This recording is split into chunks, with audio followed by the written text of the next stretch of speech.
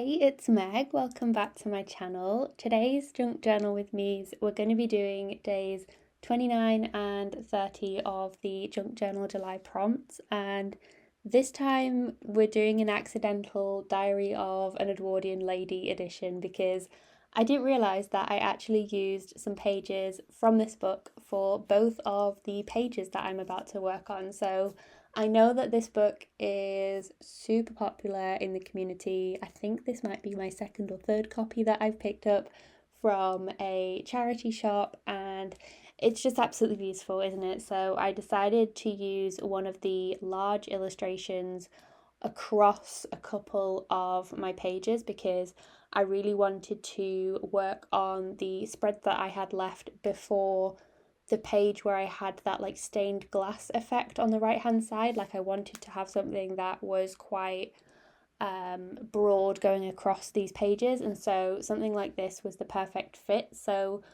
I mean, I also had some stitching there that looked a little bit unsightly that I wanted to cover up, so I decided to use this illustration. And because it was too tall for the page, I did some fussy cutting on the right hand side up until the point where the illustration went taller than my pages.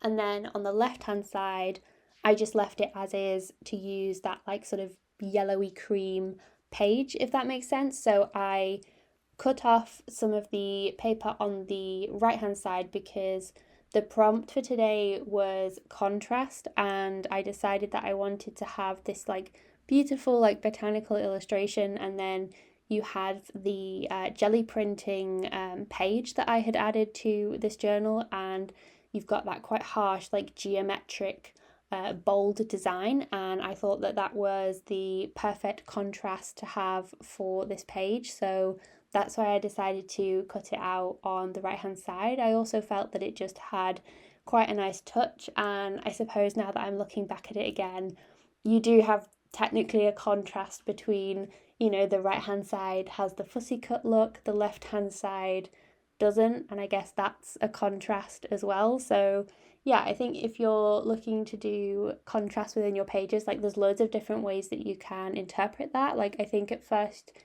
the instinct is perhaps to go to colour and having, that sort of black and white dichotomy, but of course you can do contrast of shape, of patterns, of materials that you're including. Something that I also did when I added this to the page was that I had contrast in the lettering that I decided to include. So I just did a sort of 2-word phrase. I don't want to call it a quote because it's just 2 words. I did begin again because I wanted something like bold and impactful on the page, but I ended up doing a contrast because I had the begin in the bold, like blocky alphabet stickers, and then I did again in brush lettering with my Tombow brush pen, and so that was a contrast as well in the lettering that I decided to add to the page.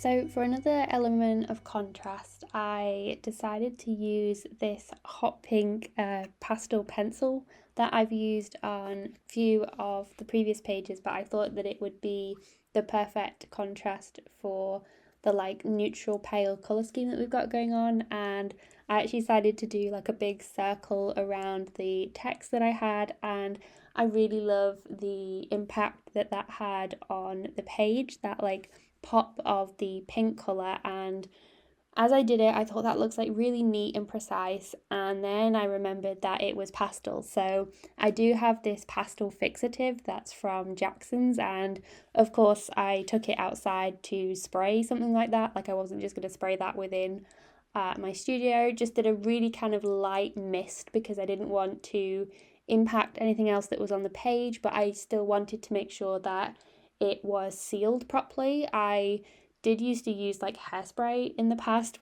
but luckily I did have the proper thing on hand this time, and I'm really pleased with the way that this page turned out for the prompt of contrast. So the next page that I'm working on is for the prompt of shine, and of course I had to pick something shiny. So rather than my usual like brown paper packaging, I decided to pick this like holographic shiny envelope almost, and I peeled off the backing just so that I could use the shiny bit, and I decided to try and use this as a collage base. Now there's definitely an interesting look, I think, to having just something like holographic as the base for shine, and then going on top of it just with a fairly like simple collage with different like neutral tones. So I don't know, maybe I was channeling the contrast that I'd done in the previous page, but I just wanted to, you know, fully commit to the idea of adding something shiny to my page. So this is what I had on hand, and so that's what I decided to use. And I actually think it looks quite fun. You know, it's probably not something that I do every single day for a prompt, but it was definitely something that I wouldn't have otherwise thought to use in my page. And in the light, it has quite a fun effect to it. So, you know, I'm not opposed to a little bit of shiny holographic stuff within my journals. But yeah, it's definitely an interesting look with everything else that I've got going on. So it was quite nice to have that rectangle actually, so that it was, you know, a little bit contained within the page, because otherwise, you know, it's quite garish really to just have something so shiny and so reflective on the page when everything else is matte. But this is the illustration that I decided to fussy cut out for this prompt, and I just wanted to have something that was quite bold and would take up the focal point of the page, because after adding such a reflective material to the page, I wasn't really sure what I wanted to add in terms of text. And so I think this is actually the only page within this journal where I didn't add any text at all. It's purely just collage. And so that in itself was quite interesting, because I could feel myself reaching for a pen or wanting to add some form of like words and letters. And so it was interesting to not do that to a page and to just have the collage sort of speak for itself almost. So yeah, that was definitely something new that I tried within this journal page. So the people that ask where the writing is in my journal are now going to wonder where even any text is at all, because it's purely just collage for this journal page. But I'm quite pleased with the way that it turned out. You know, experimenting with new materials is definitely something that is really fun with a challenge like this, and I can't believe that tomorrow is the final day of the Junk Journal July prompts. So I hope you've been enjoying journaling along with us this month. And of course, don't forget we have the collaboration playlist with all of the videos from the collaboration, the creators, quite literally all over the world, who have been sharing their pages and takes on each of the day's prompts. So I hope you've been enjoying that, and I will see you back here tomorrow for the final prompt of the Junk Journal July challenge.